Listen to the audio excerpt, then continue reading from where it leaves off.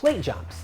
They can be used as a substitution or alternate for either jumping rope or for box jumps.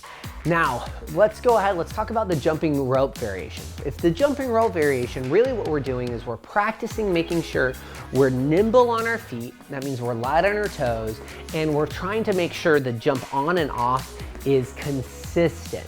We're jumping on the plate in the same exact position, and we're jumping off the plate in the same exact position. Because then we're practicing that mind-body connection of, hey, am I actually able to control where my toes are going in a small plyometric jump? Now, durability tips is just making sure that we aren't feeling like we're really heavy on our foot, and we're trying to also make sure that our heels can be always slightly off the ground, right? They're never fully touching, because that's gonna be that skill transfer into that jump rope. Now, if your heels have to hit the ground every time, that's okay, but see if you can start to slowly pull those heels off.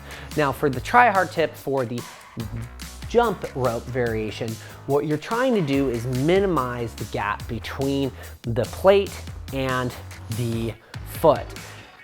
So Amy's doing a really good job, and then from there, it's taking your eyes from low to high and see if there's a delta or variation that's occurring, right? As you can see, it gets quite a bit harder, but it's a great way to challenge yourself and really try a little harder, right? Since the try hard tip.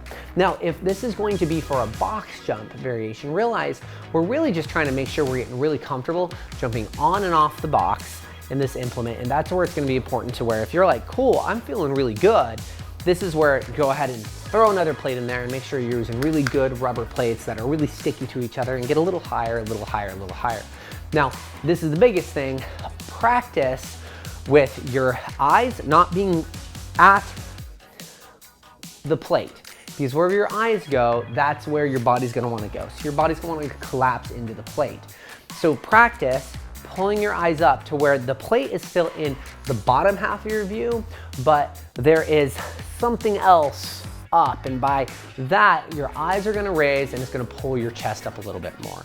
And then from there, you're just practicing soft feet, right? And before you jump off, you're trying to get nice and tall.